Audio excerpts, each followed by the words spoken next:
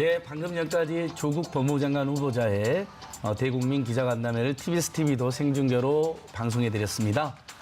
지금 쉬는 시간이잖아요. 그 6시부터 7시까지는 저희 TV민생연구소를 채널 고정해서 꼭 봐주시면 될 것 같고요. TV민생연구소 끝나면 바로 또 7시부터 시작하는 조국 후보자 기자간담회를 방송해드리도록 하겠습니다. 예, 본격적으로 오늘 방송 소개하겠습니다. 우리 TV민생구에서도 몇 번 방송했었죠. 저도 톨게이트 농성장도 다녀왔었는데요. 우리 요금 수납 노동자들 368분이 제기한 한국도로공사가 직접 공연하는 소송에서 좀 소송 이름 어렵습니다. 근로자 지위 확인 소송에서 대법원이 1, 2심에서 우리 노동자들의 손을 들어주었습니다. 소송을 제기한 6년 만에 나온 판결. 지난주에 정말 너무나 많은 조국 후보자에 대한 보도에도 불구하고 그나마 우리 국민들 민생 문제, 노동 문제 획기적인 판결이라는 평가를 받는 보도가 나갔었죠. 예. 그렇습니다. 네, 2013년 소송을 제기한 지 6년 만이고요. 그리고 서울 톨게이트 지붕 위에서 고공농성을 한 지 61일 만에 나온 확정 판결입니다. 자, 그런데 도로공사의 일방적인 자회사 전환, 그리고 잇따른 1,500명 집단 해고, 이에 따른 이 요금 수납원 분들의 눈물 어린 이 호소로 정말 마음이 먹먹했었는데요. 자, 오늘은요, 아직까지도 그 남겨진 과제가 있다고 해서 TV민생연구소에서 그 뒷얘기 나눠보려고 합니다. 네, 그렇습니다. 끝날 때까지 끝난 게 아닌 게 바로 이 문제가 아닐까 싶은데요. 자, 함께 이야기 나눠주실 두 분, 그리고 또 전문가 두 분 모셨습니다. 총 4분이 스튜디오에 꽉 차 계십니다. 먼저 김성희 산업노동정책연구소 소장님 나오셨습니다. 어서 오세요. 예. 어서 오세요. 네, 그리고 정말 고생 많으셨던 두 분 모셨습니다. 한국도로공사 톨게이트 노동조합의 백숙현, 이순례 조합원 두 분 모셨습니다. 어서 오세요. 어서 오세요. 네, 그리고 이번 대법원 판결의 의미와 향후 재판에 대한 분석까지 맡아주실 신유진 변호사 나오셨습니다. 네, 안녕하세요. 어서 오세요. 네. 예, 신 변호사님은 저희 방송 처음인 것 같습니다. 네네. 앞으로도 자주 와주세요. 네. 왜냐하면 이 두 조합원은 저번에 투쟁 도중에 한번 나오셨고, 소장님 노동 문제점에서 한 5-6번 나오셔서 저희가 항상 뵀는데요. 먼저 우리 백 선생님, 이숙현 선생님, 이순례 선생님 축하드립니다. 네. 너무 정말 거기가 또 대부분 여성 노동자들의 그 일터 현장이기 때문에 더더욱더 관심을 모았거든요. 어땠습니까? 그 빛 속에서 환호하는 모습을 보면서 승소할 때 저희도 함께 기쁨의 눈물을 흘리고 저도 여기저기 너무 잘 됐다고 이야기하고 다녔는데 두 분 소감 한번 말씀해 주시죠.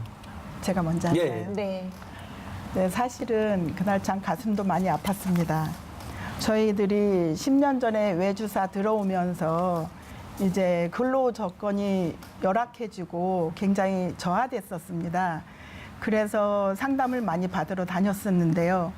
거기에서 위장도급이라는 것을 인식을 하고 저희가 그때부터 정말 어렵게 자료 준비를 차곡차곡 해왔어요. 그런 다음에 소송을 시작하게 됐는데요. 그 기간 동안에 외주사의 온갖 횡포와 갑질과 그러니까 인격 모독을 당하면서까지 견디어 오면서 그날 대법 판결 승소를 받고 그 과거 일들이 파노라마처럼 떠올라서 너무 가슴이 아팠습니다. 네. 아이고. 고생 많으셨어요. 지금도 좀 먹먹하신 예, 우리- 것 같아요. 네. 백숙 선생님 뭉클하시죠. 네. 서러움의 눈물. 예. 네, 그랬습니다. 네. 이순례 선생님께서도 한 말씀. 저는 좀 전에 이렇게 잠깐 기다리면서 화면에 나왔는데 너무 눈물이 나고, 그리고 우리가 진짜 이 길이 아니면 방법이 없다. 진짜 벼랑 끝에 선 심정으로 전 조합원이 이 힘을 다해서 얻은 결과여서 그 기쁨이 훨씬 더 큰 것 같습니다. 네. 저 오늘 대기실에서 딱 처음 뵀는데, 우리 활짝 웃고 이렇게 막 손잡고 이렇게 기뻐하다가도 오늘 또 그동안에 있었던 일을 또 회상해 보시니까 울컥하실 네. 것 같아요. 자, 톨게이트 요금 수납원 분들이 한 소송이 바로 근로자 지위 확인 소송입니다. 저희 TV민생연구소가 그동안 쭉 이 노동자분들과 함께 현장에서 어떻게 진행이 되고 있는지 잘 보여드렸었는데요. 또 이 소송에 대해서 또 처음 들으시는 시청자분들 있을 수 있으니까 변호사님께서 좀 설명해 주실까요? 네. 그 톨게이트 요금 수납원들에 대해서 근로자가 내가 근로자인데 내가 한국도로공사의 근로자임을 확인해달라라는 소송을 2013년도 2월에 처음 제기했고요. 그 다음에 후속 소송이 이어졌습니다. 그리고 나서 이 소송이 한국도로공사의 근로자가 맞다라고 1심 판결이 났고요. 2015년도에 그 후에 2심 판결도 근로자 지위 확인 소송에서 원고 승소, 근로자들이 소송 얘기가 맞다라고 판결이 내려졌습니다. 그런데 이제 대법원에 상고까지 하면서 한국도로공사에서 근로자 지위가 맞는지에 대해서 최종적인 판결을 기다렸는데 대법원에서 이번에 확실하게 한국도로공사 직원이 맞고 직접 고용 의무가 발생한다라고 판결을 내려준 거죠. 네. 예, 그렇군요. 자, 이 판결까지 오는데 6년이 걸렸습니다. 2013년부터 2019년 8월 29일까지. 자, 근데 이 부분에서 저희가 왜 이렇게까지 중간중간에 보면 지방법원 그리고 고등법원에서도 승소가 있었기 때문에 대법원도 역시 마찬가지로 승소 좀 쉽게 가지 않을까 예상을 해봤는데 역시 이렇게까지 올 필요가 있었을까는 의문도 역시 듭니다. 교수님께서 보셨을 때 어떠신가요?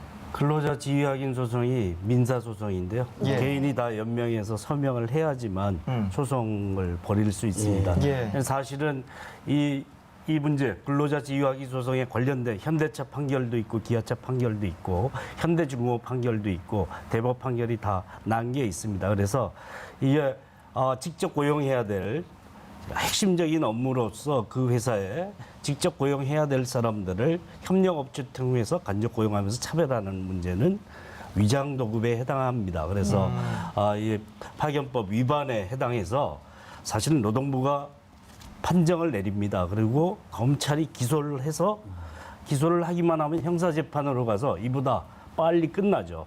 민사소송으로 검찰이 기소를 하지 않기 때문에 민사소송으로 갈 수밖에 없었고 그래서 민사소송은 이렇게 시간이 오래 걸리는 거고 또 상대적으로 불리한 판결이 날 것 같으면 좀 힘이 있는 돈과 권력이 있는 곳에서 시간을 지연시키거나 이런 경우도 자주 벌어지는 일이죠. 그래서 네.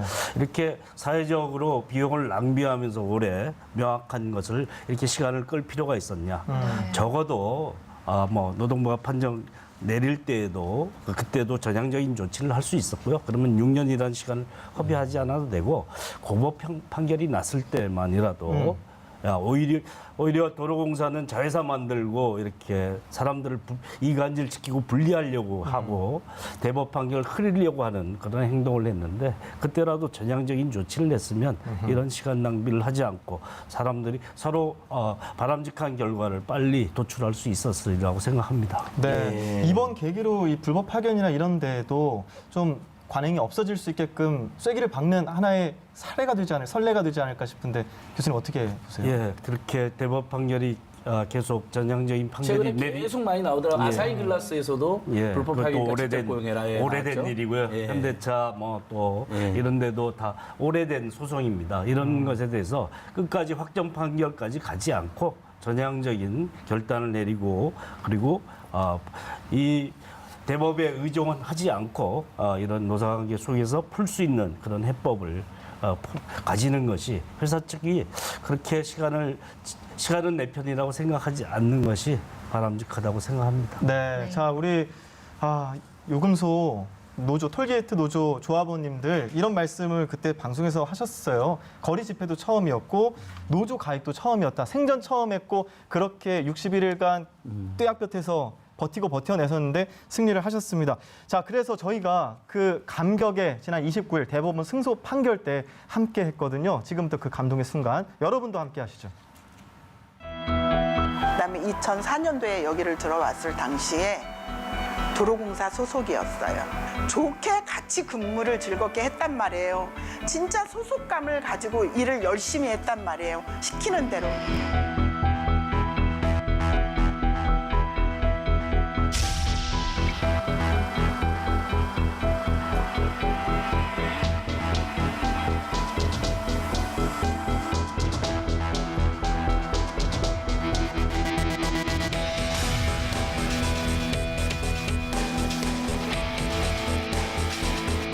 안 하면 자른다든가 저희 수많은 일을 당했습니다. 10년 가까이 동안. 고용주의 최고의 갑질은 임금 착보, 이 가장 저희에게는 피가 크죠. 누가 해고가 대상이 되느냐 거기에 많이 떨었어요. 그래서 밉보이지 않으려고 그냥 아무런 대꾸 없이 하라는 대로 다 했고요.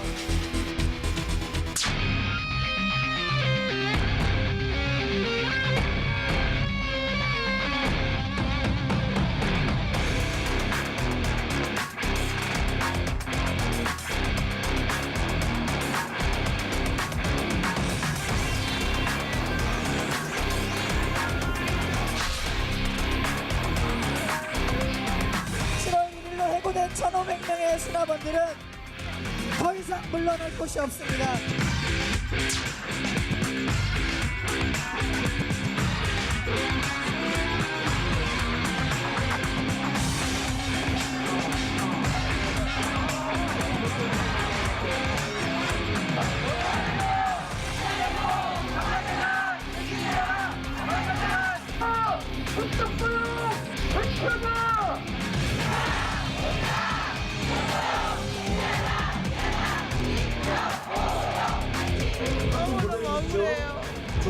우리는 이것을 정말 기필코 다시 수납원으로 다시 돌아가고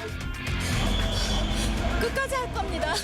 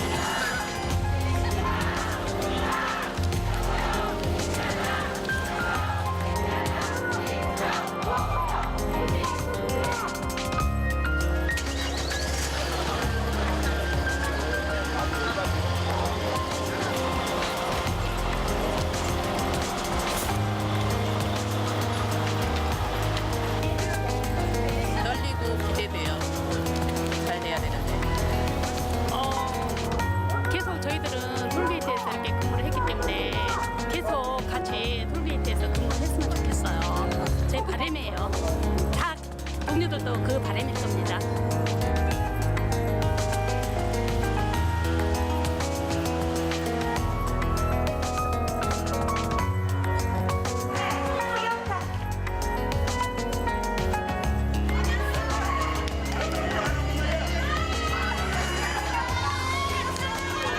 떨리고 기대돼요. 잘 돼야 되는데. 계속 저희들은 톨게이트에서 이렇게 근무를 했기 때문에 계속 같이 톨게이트에서 근무를 했으면 좋겠어요. 제 바람이에요. 다 동료들도 그 바람일 겁니다. 수고했어. 진짜 고생했어.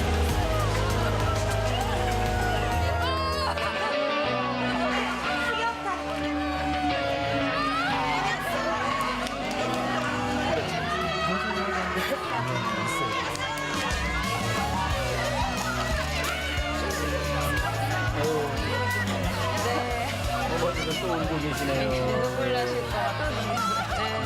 저 같은 동료시죠? 네, 저희 다 집배부 지부장님들이에요. 2004년, 두 분 2004년도 입사하셨고, 네. 저기 막 울고 짓는 분들도 그때쯤에. 근데 두 분들이 네, 이제 20년 넘으신 분들도 20년 많고 넘은 보통은 10년, 지방 같은 그러니까. 경우는 5년, 7년 네, 이렇습니다.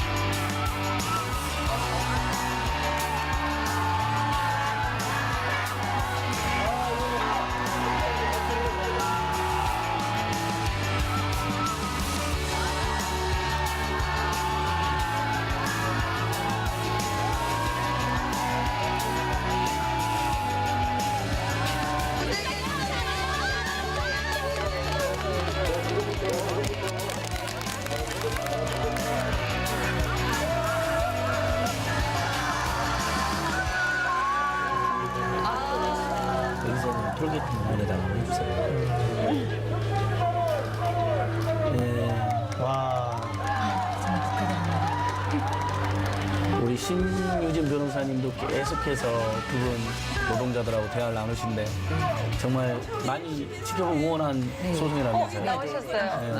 지금 우리 나오는 신문사였거든요. 지금 신문사 옆에 계신 분이 나오고 계십니다. 정신이 없어서 지금 얘기를 했는데. MBC에 제대로 나왔더라고요. 카메라가 제대로 잘 승리했습니다. 힘들 줄 알았는데 금방 해결된 것 같아서 너무 기뻐요. 너무 힘들었었는데.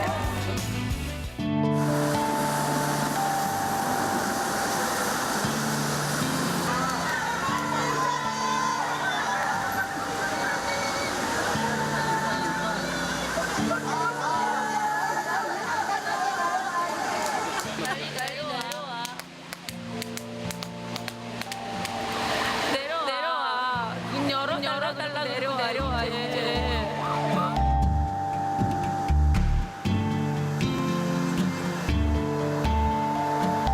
나머지 인원에 대한 대안을 가지고 내려가는 게 맞다라는 결정을 제가 했기 때문에 계획은 아직 언제 내려가겠다라는 계획은 아직은 없습니다. 도로공사가 대안을 좀 갖고 나머지 인원의 최소한 어떻게 하겠다라는 조금이라는 대안을 갖고 내려오면 그 대안을 저희가 수용을 할 수 있는지 확인을 하고 그러면 이제 내려갈 수 있는 게 결정이 될 것 같습니다.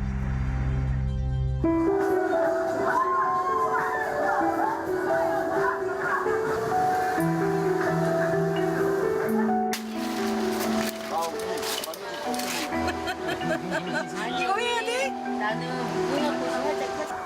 오라 이제 대법 끝났으니까 오라고 하는데 그게 그렇잖아요. 저만 가고 저기 또 위원장님이 캐노피에 계신데, 예. 그러니까 힘들 때 집에 가고 싶다, 그만 포기하고 싶다 해도 캐노피에 계신 분들 보면서 그분들은 한 번도 못 가셨잖아요. 그러니까 나처럼 다 가버리면 이게 끝인데 하고 그래서 이제 또 있고 또 있고 하는 거죠. 아직 대법은 아니고 저희는 2심? 네, 2심이거든요. 희망을 보셨겠어요? 네, 그래서 기대감이랑 그때 생각나니까 눈물이 나요. 다 여기는 대법 승소한 사람들이거든요. 저희 여기 셋은 아직 아니고, 근데 이분들도 같이 가길 원하지 자기네들만 먼저 가길 원하진 않아요. 꼭 1,500명 같이 가야지. 네. 다 같이 가요. 같이 가야지.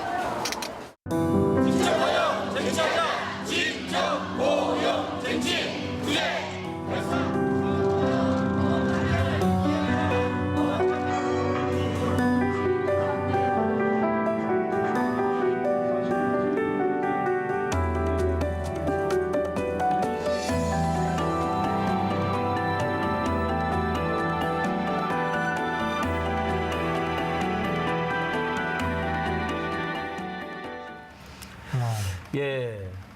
애초 톨게이트 요금 수납원 노동자들은 우리 방송에도 이야기한 것처럼 사실 도로공사 직원, 정규직 직원들이었습니다. 네. 이분들을 이제 외주 영역으로 돌리는 당시 그런 못된 흐름에 이제 희생이 되신 건데요.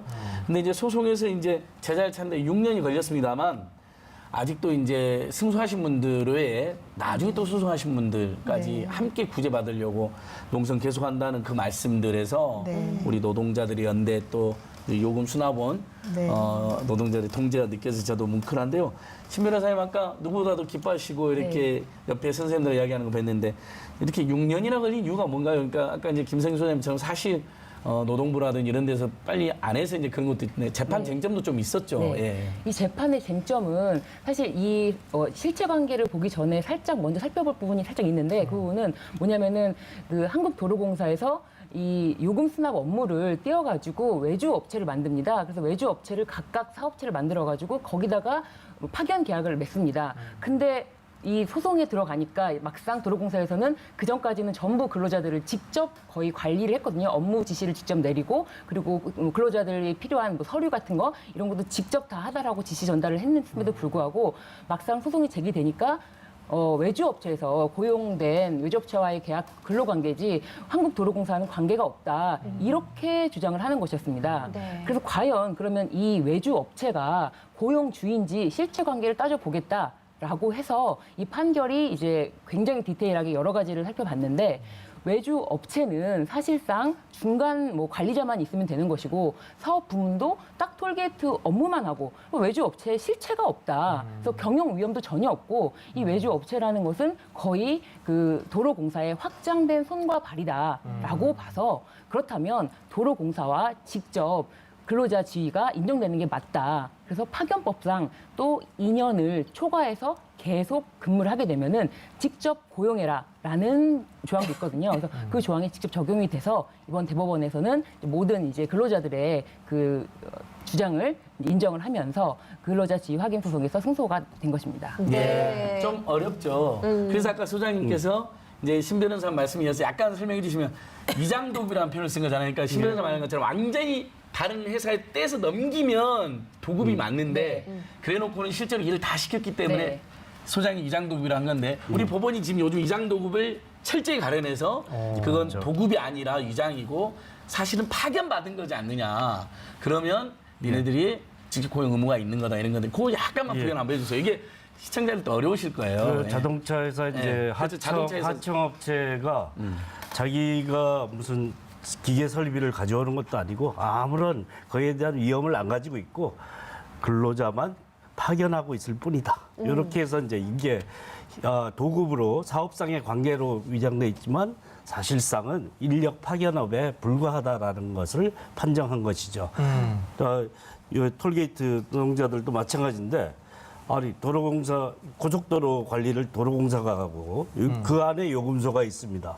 그럼 어느 협력업체가 거기에 대한 뭐 기술적으로 재정적으로 부담을 가지고 있습니까? 도로공사가 다 관리하는데 거기다 사람만 살짝 보내서 하고 있는 것은 직접 지휘 명령의 책임이 도로공사에 있는 것이라서 그 사람들은 위장된 도급이고 불법 파견에 해당한다. 파견할 수 있는 대상이 아닌 것이었고 그다음에 그걸 가리려고 도급이라고 얘기를 하지만 아무런 요금소에 대한 아무런 권리나 책임을 가지고 있지 않은 업체가 노동자들을 그냥 고용해서 중간에 인건비를 따먹는 것만 하고 있을 뿐이다. 소개료나 이런 수수료 같은 것만 회수하는 그런 거. 도급이 아니라 불법 파견이었다. 불법 파견이었다. 그런 직접 고용 의무가 받지 않는다. 그렇죠. 그래서 진실이 밝혀진 셈인데요. 자, 이래서 대법원은 노동자들의 손을 들어줬습니다. 직접 고용을 해야 한다라고 얘기를 했는데 이제 도로공사 측에 어떤 후속 조치를 내놓을지가 지금 주목이 되고 있는데요. 소장님, 어떤 대안을 내놓을까요? 예, 도로공사 공공기관이니까 대법 판결은 존중하다는 판단은 보도자료는 뭐 당연한 것이라고 할 수 있는데 이게 이제 직접 고용해야 되는 것의 대상에 대해서 판결 난 사람만 하겠다. 1, 2심 계류한 사람은 그때 봐서 하겠다. 이런 조치를 한다면 지금까지의 잘못된 관행을 또 한 번 반복하는 일이 되겠죠. 또 하나는 자회사를 이미 만들어 버렸습니다. 그래서 자회사 업무 외에 그러니까 톨게이트 수납원으로 10년, 20년을 근무하신 분들인데 다른 업무 주변 업무를 시키겠다 이렇게 한다라는 것은 사실 대법 판결을 존중하는 것이 아니라고 할 수 있겠죠. 그것에 대해서 명확한 입장을 아직 밝히고 있지는 않습니다. 그래서 위원장님하고 뭐 이강래 사장하고 면담을 한다는데 거기서 좀 더 전향적인 조치가 나올지에 대해서 두고 봐야 되겠는데 또 한 번 시간을 끌고 한다면 공공기관으로서 사회적 책임을 다하는 것은 아니다 이렇게 볼 수 있겠죠. 저 보도자료를 통해서 9월 초에 입장을 내놓겠다고 하니까 한국도로공사 측의 입장도 좀 기다려봐야 될 것 같고 그렇기 때문에 제가 서두에 끝날 때까지 끝난 게 아니다라고 말씀을 드렸던 건데요. 그 이유가 또 있습니다. 도로공사 측의 그 향후 조치에 자회사 편입을 거부했던 1,400여 명의 노동자분들, 이분들을 이번 승소에 해당을 시킬 것인가 말 것인가의 문제가 있거든요. 소송 당사자가 368명이기 때문에 나머지 1,000명 정도가 이 안에 들어갈 것인가. 백숙현 조합원님은 당연히 바람으로는 그 1,000명도 포함이 돼야 된다고 생각을 하실 텐데 어떤 것들을 좀 풀어야 될까요? 네, 그렇습니다. 그런데 제가 실제로 도로공사에 근무하던 시절에 겪었던 일이 있었어요. 그 과거에 도로공사가 사법부에 어떤 사건이 있었는데 그 사법부의 판단을 받았던 사건이 있었는데 그때 당시에 소송에 참여하지 않는 저희 근로자들한테도 모두 인정해 준 적이 있었어요. 네. 그래서 이번 판결대로 도로공사가 마땅히 직접 고용해야 될 1,500명이 다 대상자라는 걸 아마 알 겁니다. 네. 그럼에도 법원 판결 뒤에 숨어서 도로공사가 일단 지켜보겠다. 이런 주장을 한다는 것은 아직까지도 꼼수로밖에 보이지 않습니다. 민간 기업도 아닌 공공기관에서 판결 받아와야 직접 고용을 하겠다? 이건 분명 차별이고 부당행위라고 생각합니다. 네. 예, 우리 백식계 선생님께서 준비를 꼼꼼히 해오셨어요. 동료들 위해서. 네. 신 변호사님, 이게 뭐 우리는 흔히 말하는 집단 소송이갖고 대표자 한 분이 승소한 모두한테 효력이 미치면 좋을 텐데 지금 우리나라는 그런 제도도 없고 또 근로자 이야기에서 지금 민사 소송을 일일이 해야 되는 거로 이제 말씀하셨는데 실제로 지금 대법원 판결 효력은 이분들한테만 미치는 거죠. 이번에 승소한 분들만. 좀 그러니까 안타깝네요. 집단 소송이라는 거는 내가 한 명이 판결을 받아도 그 판결이 모든 사람에게 미치는데 그러니까요. 만약에 근데 그거를 만연하게 인정하게 되면 한 명이 소송해서 패소를 해도 그 판결의 효력이 모든 사람에게 미치기 때문에 또 그런- 그거를 인정하는 게 양날의 검인 부분이 그렇죠. 있어요. 그런 부분이 그렇지만 이 사건에서는 대법원 판례의 효력을 받는 사람이 어디까지인가라고 볼 게 아니라 대법원 판례의 취지를 받는 사람이 어디까지인가로 저는 예, 봐야 될 것 그렇죠. 같아요. 네. 그러니까 판결의 효력은 법률상 정해져 있습니다. 그래서 판결의 효력은 어디까지나 당사자에게 국한이 되어 있지만 소송 당사자들. 그렇죠. 예. 그렇지만 이 판결의 취지는 이 소송 당사자들에게 국한되는 것이 아닙니다. 그래서 지금 말씀하신 것처럼 판결의 취지를 존중한다면 한국도로공사는 공기업 아닙니까? 그렇기 때문에 공기업으로서 이 판결의 취지에 맞게 전 근로자에게 확대 적용해야 된다라는 말씀입니다. 아니, 웬만한 민간기업도 대법원 판결이 나오면 그 취지를 따라요. 그꼭 소송 안 기다리고. 근데 공기업이 이런 그러니까요. 공기업이 공사잖아요. 네. 호소 드립니다. 호소 드려. 그러니까 저희는 믿습니다. 네. 그리고 또 하나 남은 쟁점이 있습니다. 지금 도로공사 측이 요금 수납 업무를 지금 자회사로 다 이관을 했기 때문에 우린 직접 고용을 하더라도 이분들한테는 요금 수납 업무를 맡기지 못할 것 같다라는 입장을 공공연하게 밝히기도 했어요. 뭐 청소라든지 풀뽑기를 시키겠다 이런 얘기를 하기도 했었는데 우리 조합원님들은 여기에 대해서 굉장히 좀 화가 나는 부분이실 것 같은데 어떻게 생각하시나요? 그 이신혜선. 네. 도로공사에서 제시한 그 저희한테 수납 업무 대신에 일을 주겠다는 업무가 풀뽑기, 졸음 쉼터, 휴게소, 조경, 기타 이런 업무를 시키겠다고 계속 얘기를 해왔었어요. 네. 근데 이 업무는 2018년 8월 1일 날 도로공사 시설관리 서비스 주식회사로 이관이 됐어요. 네. 그리고 저희 수납 업무는 2019년 7월 1일 날 서비스 자회사로 이관이 됐어요. 그럼 두 가지 다 똑같이 자회사 업무입니다. 근데 왜 수납 업무를 주지 않겠다고 하냐고 도로공사에서 주장을 하냐면 수납 업무는 자회사이기 때문에 수납 업무, 그 업무를 줄 수 없다고 이렇게 주장을 하고 있는데 저희한테 준다는 풀뽑기, 졸음쉼터 이것도 자회사고 수납 업무도 자회사인데 왜 콕 집어서 수납 업무만 저희에게 줄 수 없다고 말하는지 이거는 모순이고 도로공사는 법과 원칙을 존중한다고 항상 일관되게 얘기해 왔습니다. 그럼 이거는 법과 원칙을 존중하는 얘기인지 저희가 한번 되물어보고 싶습니다. 네. 그러니까요. 공사에 풀이 많나 봐요. 뽑아야 될 풀들이.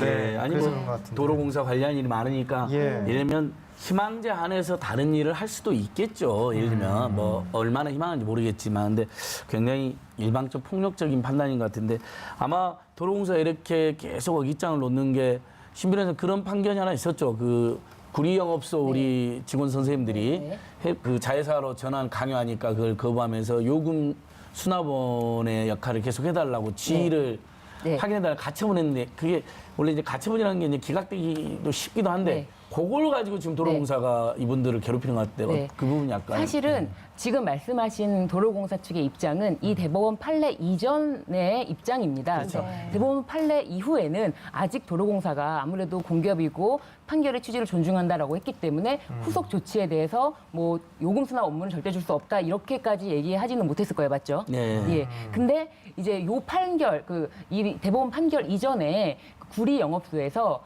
요금 수납원 지휘를 계속하게 해달라 지휘 보전 가처분 신청을 냈어요. 그런데 법원에서는 이거는 그 요금 수납 업무에 한정된다고만은 볼 수 없다. 그리고 이런 거는 경영상의 재량이 들어가기 때문에 어떤 업무상의 지위를 보전하는 것에 대한 그 보전의 필요성, 즉 가처분이기 때문에 말씀하신 것처럼 가처분이기 때문에 본안 소송이 아닙니다. 본안 소송 전에 그 지위를 반드시 인정해야 될 필요성이 있다고 볼 수 없대서 기각한 사건이 있는데 이 사건도 물론 대법원 판결 이전 판결이라는 거. 그래서 아직은 그 대법원 판결 이후에 후속 조치에 대해서는 지금 굉장히 활발한 논의가 있어야 되고요. 그리고 요금 수납 업무는 자회사로 갔기 때문에 못 준다라는 논리는 더 이상 통하지 않을 것입니다.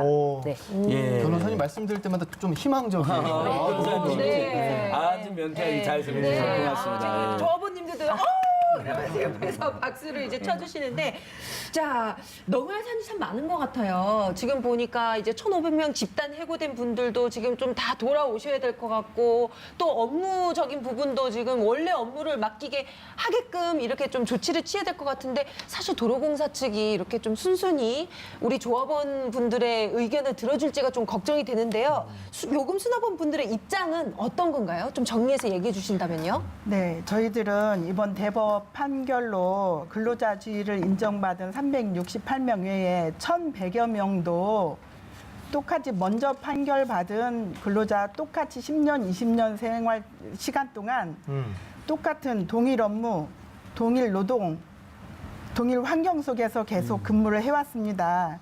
그렇기 때문에 캐노피 이후에 계신 위원장님이와 모든 저희 조합원들이 앞으로 조금 더 강도 높은 투쟁으로 맞설 거라 생각이 됩니다. 끝까지 네. 1,500여 명이 같이 그러면 이제 가야 된다. 자회사를 다시 우리 정규직으로 해달라는 것은 우리가 요구하지 않아도 어쨌든 1,500은 수납 업무를 원칙적으로 복직시켜달라는 거네요, 그렇죠? 그렇죠. 기본적인 거죠. 예. 네. 소장님 뭐 무리한 일은 아닌데 만약에 자회사가 일부하고 우리가 일부하고 이게 물리적으로 불가능하죠. 좀 어색하긴 하지만 지금 도로공사는 그게 안 된다는 식으로 이야기하니까 한번 그 부분도 한번 이야기해서 바람까지 한번 이야기해 주십시오. 반려고용 이제 자회사 전환하는 방식으로 정규직 전환을 주로 많이 했는데요.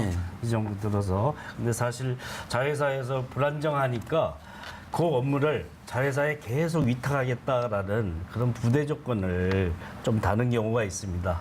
그럴 경우에는 자회사의 고용 안정의 문제와 또 직접 고용해야 되는 판결에 의해서 정규직으로 고용되신 분들의 관계에 대해서 명료하지 않은 문제가 생길 수는 있습니다.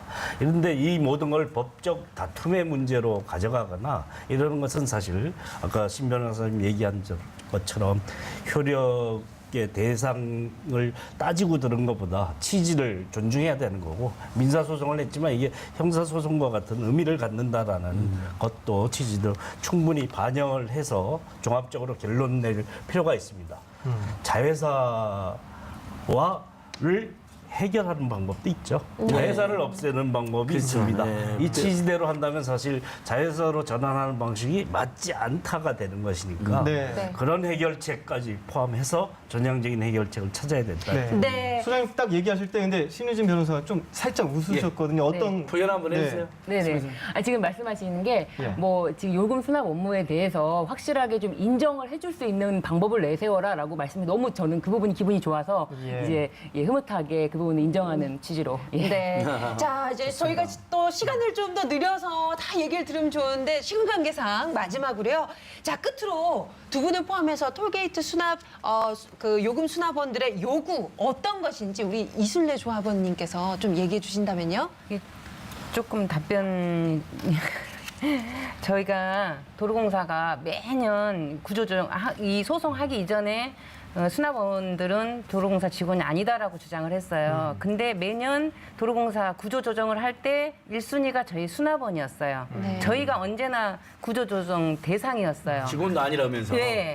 그러니까 그 부분 이제 그게 그렇게 주장을 하면서 모순된 행동을 계속 해왔었잖아요. 저희가 지금 요구하는 것은 그 지금도 처음과 마찬가지로 내가 일하던 자리에서 계속 일하고 싶고 고용 불안에 떨지 않고 편안히 일할 수 있었으면 하는 그 바람, 그 바람 하나뿐입니다. 그리고 1,500명이 다 같이 직접 고용이 되었으면 하는 바람입니다.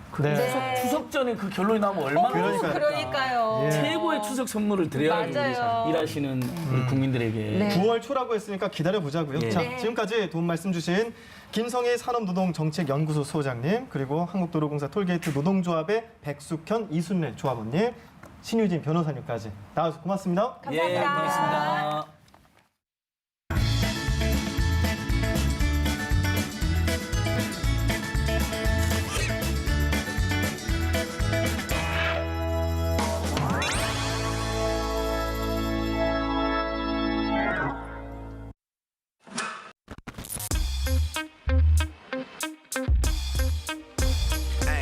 시민의 시선에 집중해 나에게 딱 맞는 채널 TBS 스포서 이곳에 가득해 여러 가지 정보 민생과 함께 살아가 주제는 심도 있게 따지지 팩체크 현장 취재를 위한 목소리 지방 곳곳 퍼지지 단 하나면 되지 나는 딱 하나면 되지 본격 시민 편파 방송 TV 민생연구소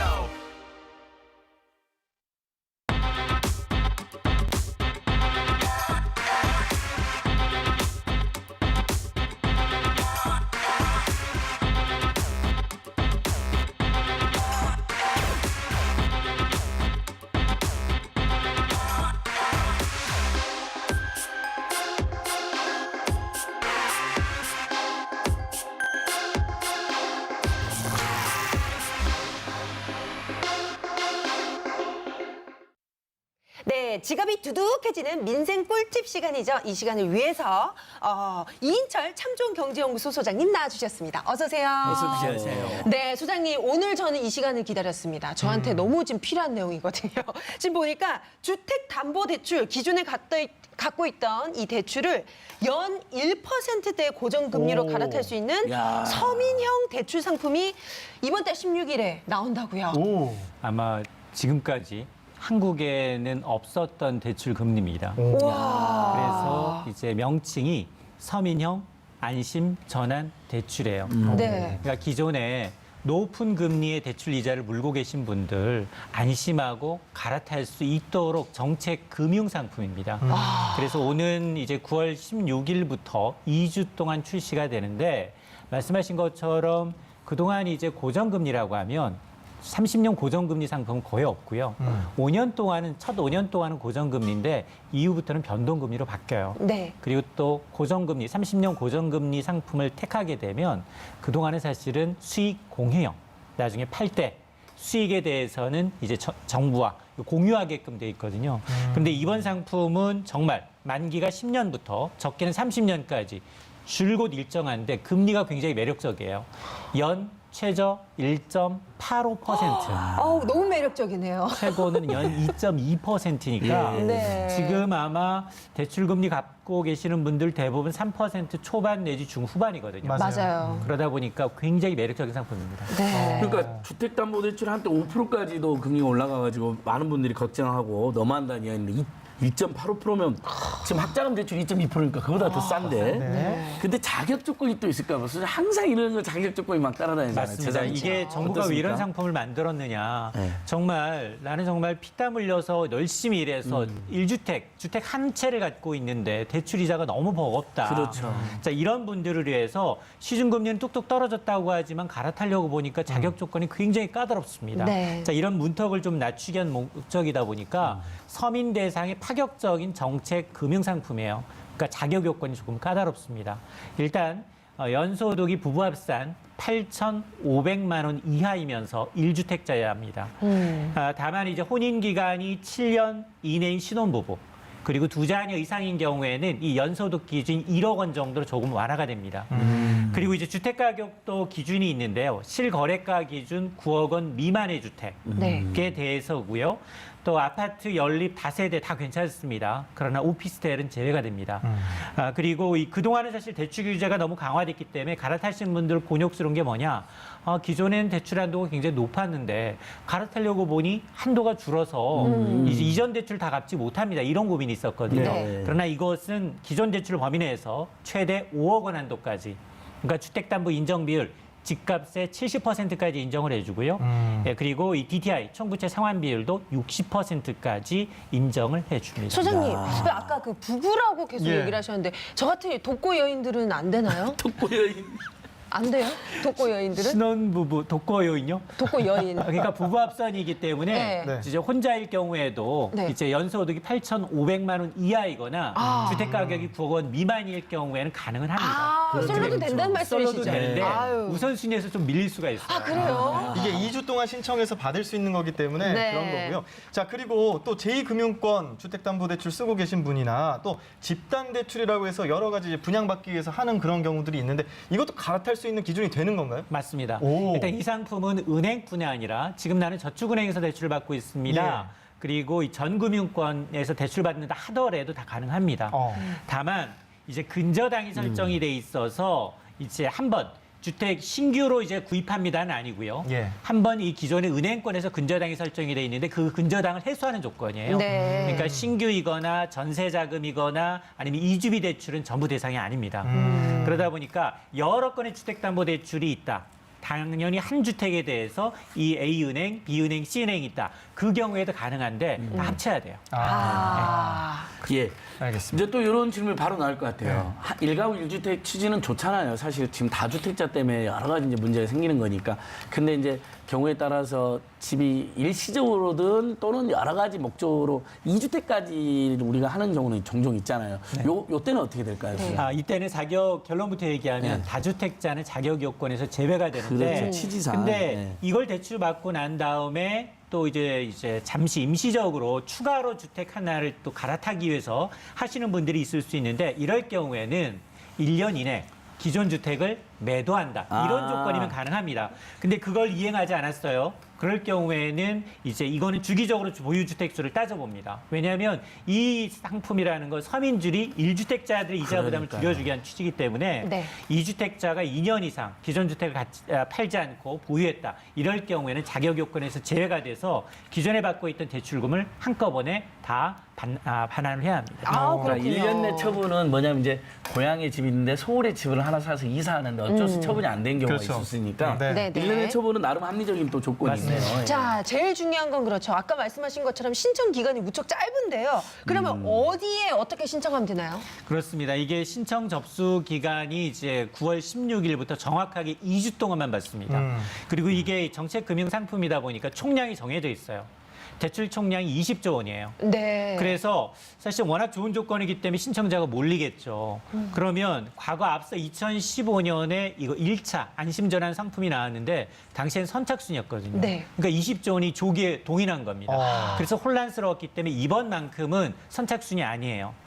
전부 접수를 받아놓고 주택 가격이 낮은 순서부터 우선적으로. 네. 그러니까 진짜 서민들을 대상으로. 진짜 서민들부터. 맞습니다. 그러네요. 주택 가격이 높으면 높을수록 그쵸, 어쨌든 그쵸. 약간 더 부자니까. 맞아요. 신청 장소 말씀을 하셨는데 기존에 받았던 은행 다 되고요. 예. 또 제2금융권 됩니다. 그리고 이제 주택금융공사 홈페이지를 이용하시면 2주 동안 24시간 홈페이지에서 접수를 받고 있어요. 네. 또 이게 유리한 것이 인터넷으로 접수를 하게 되면 이 이자 더 깎아줍니다. 그래요. 인터넷으로 꼭 꼼꼼하게 따져서 우리 또 신청을 예. 해야겠네요. 네, 지금까지 우리 지갑이 두둑해지는 민생 꿀팁의 이인철 소장님과 함께했습니다. 고맙습니다. 감사합니다. 소장님 정말 항상 고맙습니다. 네. 늘 고마운 마음. 네, 그렇습니다. 오늘 TV 민생연구소 예. 준비한 소식은 여기까지인데 저희 이어서 또 저희가 그렇죠. 후속 예, 조치하죠. TV민생연구소는 이렇게 톨게이트 노동자 또 이인철 소장과 하는 정말 민생에 도움되는 소식들 계속 전하면서도 네. 또 우리 국민들의 주요 관심사인 조국 후보자에 대한 기자 간담회 7시부터 한다고 하니 좀 쉬었다가 다시 시작하도록 하겠습니다. 채널 고정해 주십시오. 네, 저희는 이만 퇴근하도록 하겠습니다. 내일도 계속됩니다. 여기는 내일 6시에 TV, 민생 연구소입니다. 감사합니다.